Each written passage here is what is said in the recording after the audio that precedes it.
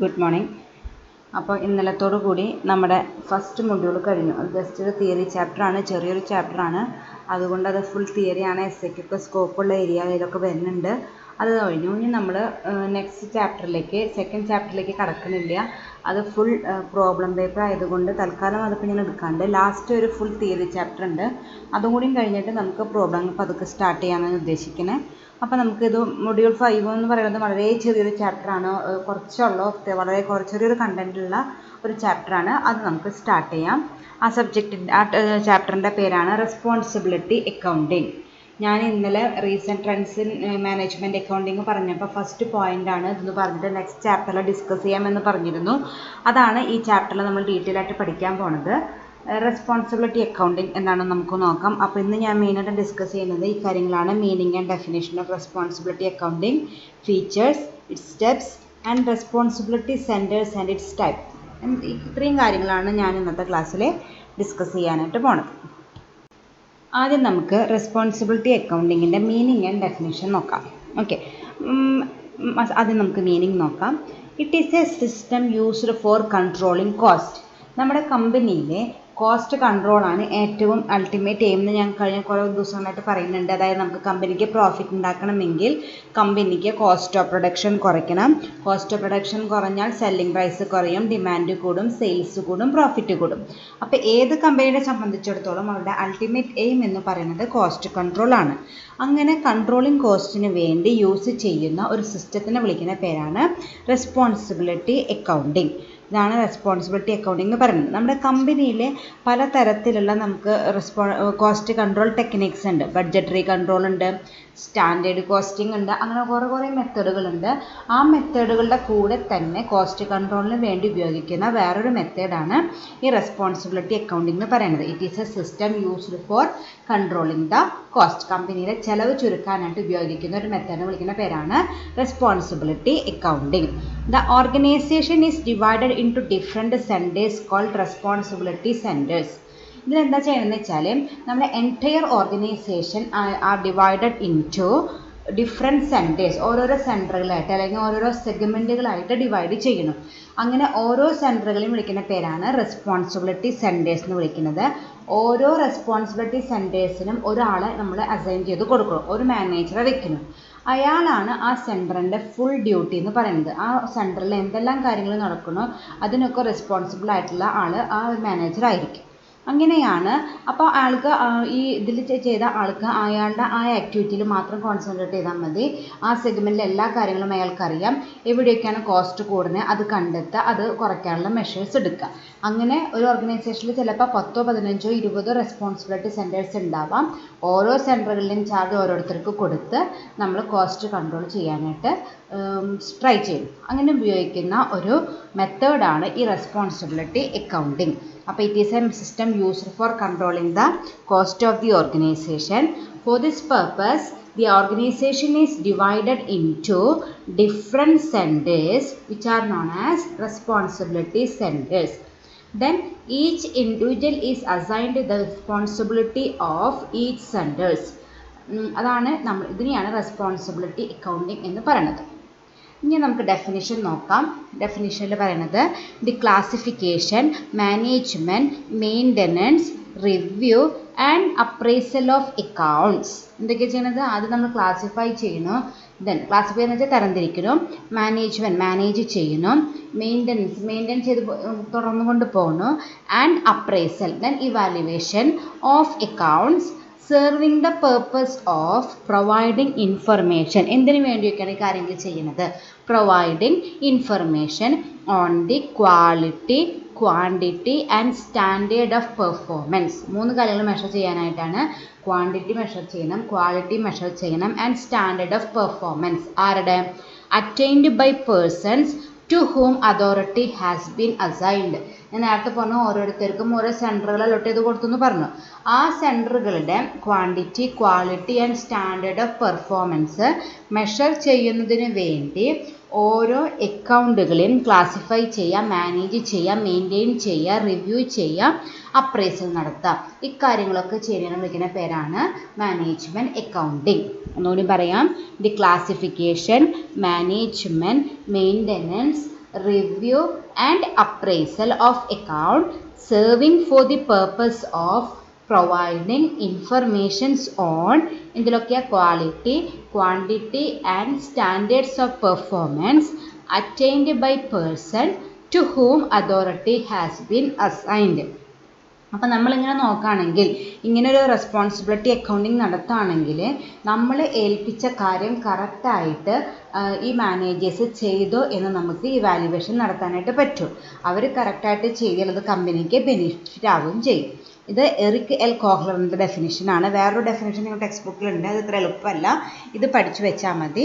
5 കാര്യങ്ങൾ എന്തൊക്കെയാണ്? Classification, management, maintenance, review and appraisal of accounts. എന്തിനു വേണ്ടി? for measuring the quantity, quality and standard of performance are attained by person to whom authority has been assigned. അപ്പോൾ Eric L കോഹ്ലറിൻ്റെ ആ definition കൃത്യമായിട്ട് പഠിച്ചു വയ്ക്കുക. It is a cost controlling technique. Next topic is features of responsibility accounting. അത് നമ്മൾ നേരത്തെ മീനിങ്ങിൽ പറഞ്ഞ കാര്യങ്ങൾ തന്നെയാണ്. അപ്പോൾ ആദ്യം മീനിങ് പഠിച്ച് ഡെഫിനിഷൻ പഠിക്കുകയാണെങ്കിൽ കുറച്ചും കൂടി എളുപ്പമാവും. അത് ഞാൻ എപ്പോഴും പറയുന്നത് തന്നെയാണ്. അപ്പോൾ ആദ്യം നമുക്ക് ഫീച്ചേഴ്സ് നോക്കാം. First feature is it is a control system for monitoring and controlling the operations of a system. അത് ഞാൻ നേരത്തെ പറഞ്ഞത് തന്നെയാണ്. ഇറ്റ് ഈസ് എ എന്തുകൊണ്ടുള്ള കോസ്റ്റ് കൺട്രോൾ ടെക്നിക്കാണ്. എന്തിനു വേണ്ടി? നമ്മുടെ കമ്പനിയുടെ ഓപ്പറേഷൻസ് കൺട്രോൾ ചെയ്യാനും മോണിറ്റർ ചെയ്യാനുമായിട്ട് ഉപയോഗിക്കുന്ന ഒരു ടെക്നിക്കാണ് അല്ലെങ്കിൽ ഒരു മെത്തേഡാണ് responsibility accounting. It is a control system, അല്ലെങ്കിൽ ഇങ്ങനെയും പറയാം, it is a cost control system. അങ്ങനെ പറഞ്ഞാലും കുഴപ്പമില്ല. Second one is functions and responsibilities are assigned to specified individual. അത് ഞാൻ നേരത്തെ പറഞ്ഞതാണ്. ഓരോ ഓർഗനൈസേഷനും ഡിഫറെൻറ്റ് സെൻറ്റേഴ്സായിട്ട് ഡിവൈഡ് ചെയ്ത് ഓരോ സെൻറ്ററുകളുടെയും റെസ്പോൺസിബിലിറ്റി ഓരോരുത്തർക്ക് കൊടുക്കണം. അപ്പോൾ അതിനുള്ള ബെനിഫിറ്റ് എന്താണെന്ന് വെച്ചാൽ അവർക്ക് അസൈൻ ചെയ്ത് കൊടുത്ത സെൻറ്ററിൻ്റെ കാര്യം മാത്രം നോക്കിയാൽ മതിയാവും. മറ്റ് സെൻറ്ററുകളുടെ ഡീറ്റെയിൽസ് ഒന്നും അവർ അന്വേഷിക്കേണ്ട കാര്യമില്ല. അപ്പോൾ അവർക്ക് അവരുടെ വർക്കിൽ കോൺസെൻട്രേറ്റ് ചെയ്ത് അവരുടെ വർക്ക് കറക്റ്റായിട്ട് ചെയ്യാനായിട്ട് പറ്റും. അതാണ് second point. Functions and responsibilities are assign to a specified individual. Next one is organization is divided into meaningful segment called responsibility centers. അത് ഞാൻ നേരത്തെ പറഞ്ഞ കാര്യം തന്നെയാണ്.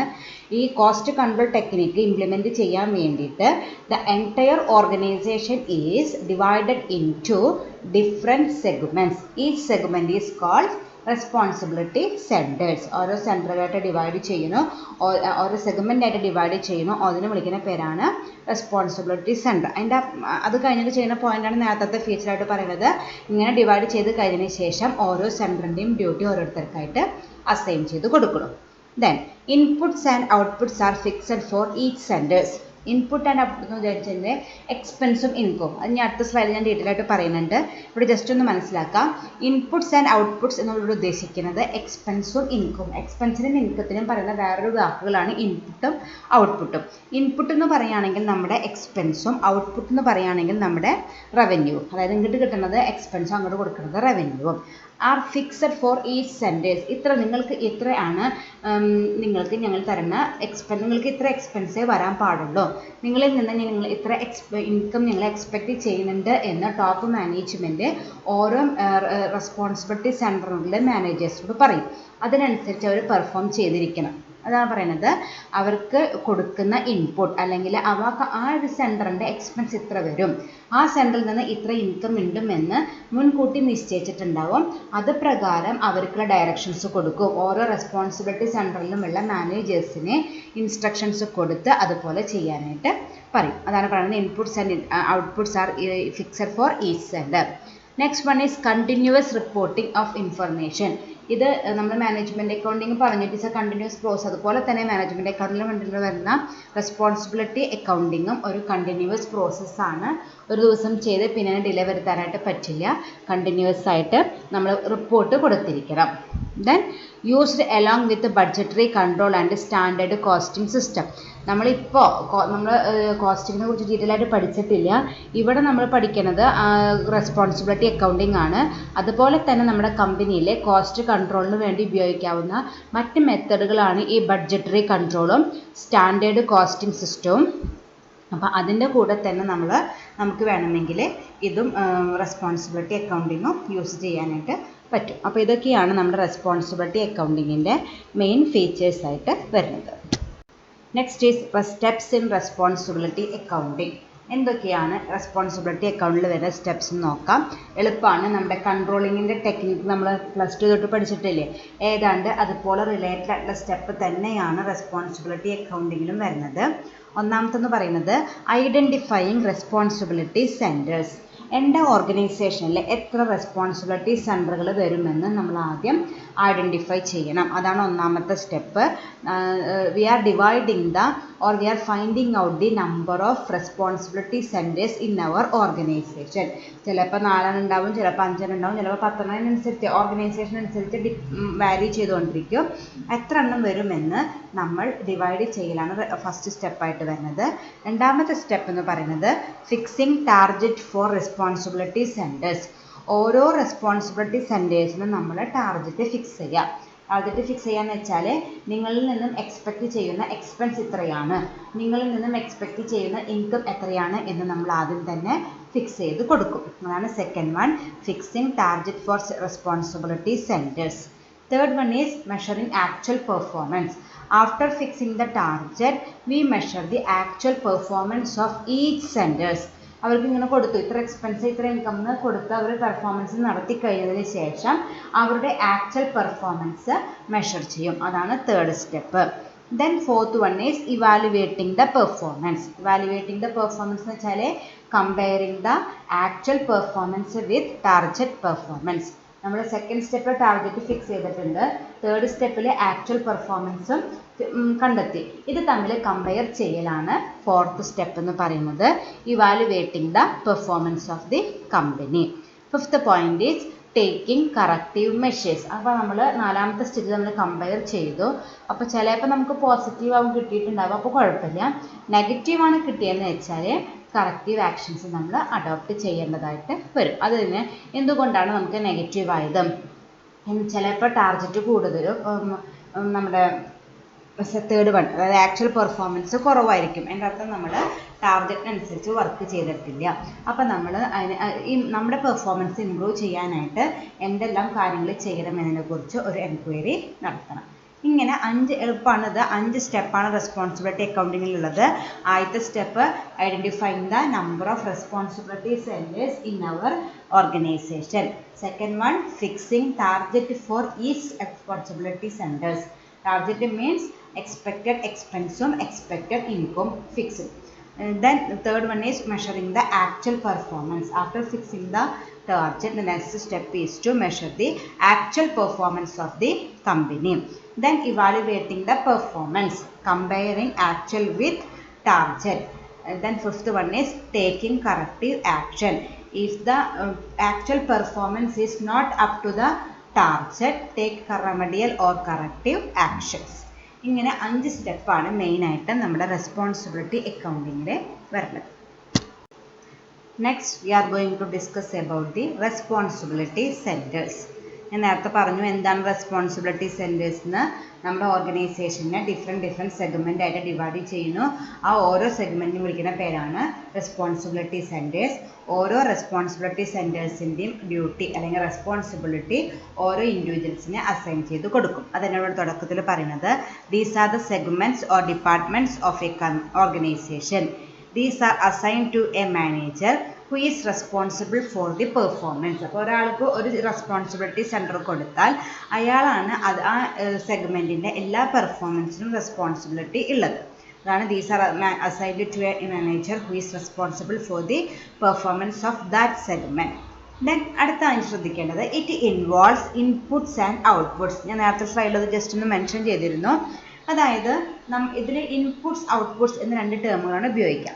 ഇൻപുട്ട് എന്ന് പറയുകയാണെങ്കിൽ നമ്മുടെ എക്സ്പെൻസസും ഔട്ട്പുട്ട് എന്ന് പറയുകയാണെങ്കിൽ നമ്മുടെ ഇൻകവുമാണ്.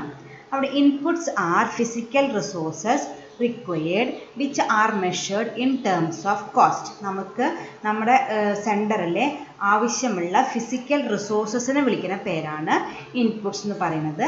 അത് which are measured in terms of cost. Cost എന്ന രീതിയിലാണ് അവർ മെഷർമെൻറ്റ് നടത്തുക. അതാണ് input. Then output are the performance of the centre which are measured in terms of revenue. നമ്മുടെ കമ്പനിയുടെ റിസൾട്ട് അവർ തന്ന ഫിസിക്കൽ റിസോഴ്സസ് ഉപയോഗിച്ച് നമ്മൾ പ്രൊഡക്ഷൻ നടത്തി നമ്മുടെ റിസൾട്ടിനെ വിളിക്കുന്ന പേരാണ് ഔട്ട്പുട്ട്, അല്ലെങ്കിൽ നമ്മുടെ പെർഫോമൻസിനെ വിളിക്കുന്ന പേരാണ് output, which are measured in terms of revenue. അത് സാധാരണ മെഷർ ചെയ്യുന്നത് റവന്യൂ എന്ന് പറഞ്ഞ ടേം വെച്ചിട്ടാണ്. അപ്പോൾ അതൊന്ന് ശ്രദ്ധിക്കണം. ഇൻപുട്ട് ഔട്ട്പുട്ട് എന്ന ടേമുകളാണ് യൂസ് ചെയ്യുക. ഇൻപുട്ട് എന്ന് പറയുകയാണെങ്കിൽ വേറൊരു പേര് എക്സ്പെൻസ്, അതായത് the physical resources used in each segment. Then output എന്ന് പറയുകയാണെങ്കിൽ സാധാരണ പറഞ്ഞ വാക്ക് revenue. Then it is the performance or result of each segment. അപ്പോൾ ഇത് രണ്ടും കൂടി നോക്കിയിട്ടാണ് നമ്മുടെ റെസ്പോൺസിബിലിറ്റി സെൻറ്റേഴ്സ് വർക്ക് ചെയ്യുക. ഇൻപുട്ട് ഉണ്ടാവും, ഔട്ട്പുട്ട് ഉണ്ടാവും. നേരത്തെ പറഞ്ഞോണം ഓരോ സെഗ്മെൻറ്റിലുമുള്ള ഇൻപുട്ടും ഔട്ട്പുട്ടും പ്രീ ഡിറ്റർമിൻ ചെയ്തിരിക്കും. അത് വെച്ചിട്ട് അവർ പെർഫോം ചെയ്യേണ്ടതായിട്ട് വരും. For responsibility centers, the entire organization is divided into small segment. Each segment is called responsibility centers and these are assigned to a individual. Okay. Next topic is types of responsibility centers. നമ്മൾ സാധാരണ common ആയിട്ട് വരുന്ന responsibility centres ആണ് പറയാൻ പോണത്. ഇതിൽ ഒന്നാമത്തെ center എന്ന് പറയുന്നത് cost centers. It is a segment where input are used. നമ്മൾ ഇൻപുട്ട് എന്ന് പറഞ്ഞാൽ എന്താ ഉപയോഗിക്കേണ്ടത്? കോസ്റ്റ് അല്ലെങ്കിൽ എക്സ്പെൻസസ്. അപ്പോൾ ഈ ഒരു സെഗ്മെൻറ്റിൻ്റെ ഫുൾ കോൺസെൻട്രേഷൻ ഏരിയ എന്ത് മാത്രമാണ്? എക്സ്പെൻസ് മാത്രം. കമ്പനിക്ക് വരുന്ന എക്സ്പെൻസുകൾ മാത്രം ഇവർ ബോദർ ചെയ്താൽ മതി. അപ്പോൾ നമ്മുടെ കമ്പനിയിൽ ഒരു കോസ്റ്റ് സെൻറ്റർ ഉണ്ടെങ്കിൽ ആ സെൻറ്ററിനാണ് നമ്മുടെ കമ്പനിയിൽ വരുന്ന എല്ലാ എക്സ്പെൻസിനും അല്ലെങ്കിൽ എല്ലാ കോസ്റ്റിനുമുള്ള റെസ്പോൺസിബിലിറ്റി. കോസ്റ്റ് കൂടിയാൽ ഇവരോടാണ് ചോദിക്കേണ്ടത്. അതിന് ചാർജുള്ള ഒരാളുണ്ടാവും, ആ സെൻറ്ററിൻ്റെ ചാർജുള്ള ആളുണ്ടാവില്ലേ, അയാളോടാണ് ചോദിക്കുക എന്തുകൊണ്ടാണ് റീസൺ, ഇങ്ങനെയൊക്കെയാണ് ഇതുണ്ടായത്, എന്തൊക്കെയാണ് ഇതിൻ്റെ സൊല്യൂഷൻ, അതൊക്കെ നമ്മൾ അവരോട് ചോദിക്കാം. അപ്പോൾ അതിനെ വിളിക്കുന്ന പേരാണ് cost centre. It is a centre which is responsible for the cost അല്ലെങ്കിൽ for the input. Second one is revenue centre. അപ്പോൾ അതിൻ്റെ മീനിങ് നിങ്ങൾക്ക് അറിയുണ്ടാവും. ഇതിനെന്തിനാണ് ഉത്തരവാദിത്യം? profit generated by the company. It is a segment where the managers are responsible for revenue or sales. നമ്മുടെ കമ്പനിയുടെ revenue അല്ലെങ്കിൽ സെയിൽസിനെ കുറിച്ച് responsibility ഇല്ല, അതിൻ്റെ കാര്യങ്ങൾ നോക്കാനായിട്ട് നമ്മൾ ഡിവൈഡ് ചെയ്ത് വെച്ചിരിക്കുന്ന സെഗ്മെൻറ്റിനെ വിളിക്കുന്ന പേരാണ് revenue center. It is a segment where the manager is responsible for revenue and sales. നമ്മുടെ കമ്പനിയിൽ എങ്ങനെയും സെയിൽസ് കുറഞ്ഞാൽ നമ്മൾ ഉത്തരം തരേണ്ടത് ഇതിൻ്റെ ചാർജുള്ള മാനേജർ ആയിരിക്കും. Then third one is profit centres. നമ്മൾ നേരത്തെ പറഞ്ഞ ആദ്യത്തേൽ എന്തുമാത്രം നോക്കുള്ളൂ? കോസ്റ്റ് മാത്രം നോക്കണു. രണ്ടാമത്തേൽ റവന്യൂ മാത്രം നോക്കണു.